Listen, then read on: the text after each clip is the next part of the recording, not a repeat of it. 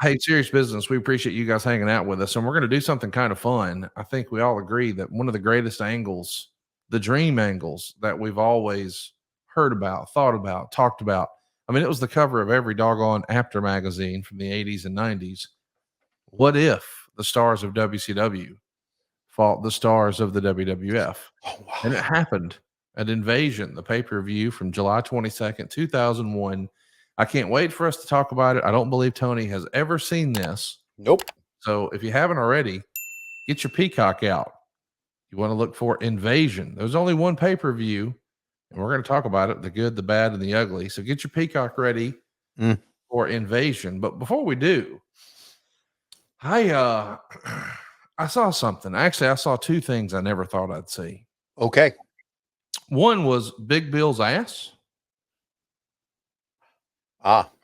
Mhm. We have talked a lot about Big Bill's ass here on the program, Yeah. where you famously got back into wrestling to do this podcast. And Mhm. our first episode was in January, way back when in 2017. And Unbelievable. we debuted the Monday after the Royal Rumble. Our first topic, of course, was Goldberg, because there was lots of rumor and innuendo that Goldberg was about to be doing something. And on that fateful night, when you tuned in and watched the Royal Rumble, the first time you'd seen wrestling in forever, 18 years. is well, a special moment, because you text me and said, "Fuck you, because of you, I know who Big Cass is." Mhm. And And now what's all these years later, you work with Big Bill Yeah. and you find yourself doing some color commentary Uh-huh. about Big Bill and his presence. Yeah. And boy, you said something Yeah. that struck a nerve. Yeah. He wears it on his tights now. Too much man. Isn't that amazing? Uh, Two things about this. Number one, isn't it amazing that he was the first person that I would see in 18 years of not watching wrestling. And then 8 years later, almost, I would be on his fucking trunks. That's kind of ironic. Well, not kind, it's very ironic. And number two, you watch people on TV, and this is a cautionary tale for all you dick licks out there who like to post stuff on social media and think, oh, blah, blah, blah. You get to know the person sometimes, and your comments are misconstrued. Big Bill, W. Morrissey, Big Cass is one of the great human beings in wrestling and has one of the great stories in wrestling because of him coming back from alcohol and is one of the great guys ever. And I'm so proud, I really am, to be on his trunks. I just, I really am. And he's such a great guy and he's such a good person. And not only that, hell, he's such a freaking talent, man. He's so big. He just dwarfs over people. And I'm really enjoying the learning tree stuff. Uh, I just, again, a tip of the cap to Chris fucking Jericho to be able to recreate shit and recreate shit all the time. He just does it, man. And I'm joining this, and I'm really honored I'm on Big Bill's ass. Put it that way. So, Tony, there's been a lot of stuff going on in A lot of AEW. stuff in AEW. Lots of stuff. I mean, Holy first of shit! all, Britt Baker's back. Yes. Secondly, we had an unbelievable barn burner main event that exceeded all expectations with Swerve Strickland and Will Ospreay. Mm-hmm.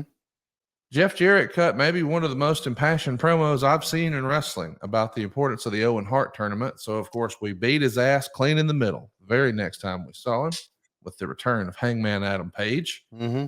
And now Hangman finds himself in the finals in Mm-hmm. Calgary against Bryan Danielson. And all of a sudden, the last outlaw is the special enforcer. I'm pretty fired up about tonight's Dynamite. What should we expect in Calgary? Well, we can expect a lot of wrestling matches, some talking. Expect me and Taz to go back and forth a little bit. Hell, I don't know what we expect. Here's one thing that I've been doing. I've been trying to, and I don't get to do that much of it on Wednesdays. I do some of it, but I certainly do it on Saturdays. I go to all the coaches and I say, "Is there anything you need me to talk about?" Is there something that's going to happen, especially after the match, right? And so I get all the information. I kind of share it with Excalibur. Taz doesn't want to know anything. Nigel doesn't want to know anything. So I've been trying to be more in tune with what's going on. And yes, I get it. There's two ways you can. Oh, there's a dog here. See that? I see that. That's Kirby. Uh, there's a couple of things that that you can approach it. You can approach it where you don't want to know what's going to happen and react naturally. Or, and I get that. I don't want to know everything that's going to happen, but I do want to know what direction they want the angle to go in. I think that's very important. So I think it's going to be a great show, and I think it's going to be a great show because I think we'll have a great crowd because it's at the Scotiabank Saddle Dome, and of course it's right in Stampede. And here's our crazy girl coming in now, Scout. And so I think it's going to be really, really good, a really good show. And you know, we I was thinking about this the other day, and I was thinking about the years of WCW and now the years of AEW. And obviously, WCW was a promotion that relied a lot on stars that were made by the WWF back then. But we also made our own stars. Like, I think we made Chris Jericho a star before he went there. Dean Malenko was a star. I think Eddie Guerrero was a star, became an even bigger star in the WWF.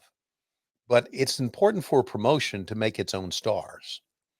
And I think AEW is with MJF, like him or not, and we all know he's a piece of shit, with the Young Bucks, with Hangman Adam Page, who to me is going to be a great freaking heel. Holy shit. And with Will Ospreay, who obviously became a star with New Japan Pro Wrestling. But I think it's an exciting time because we've got stars. Swerve Strickland's another one. We've got stars that we have made in AEW, and I think that is the key to any good promotion. Sure, Bryan Danielson gets the big pops, and I get that, and deservedly so. Claudio, John Moxley. Those are guys who were established stars and made stars by, and I know I'm going to miss some, made stars by WWE, but here they are in AEW, and I think it's a great combination. John Hamilton just also said Booker T. You're right. That's another one, John. Good. So, and hey, about Britt Baker, I'm really excited that she's back.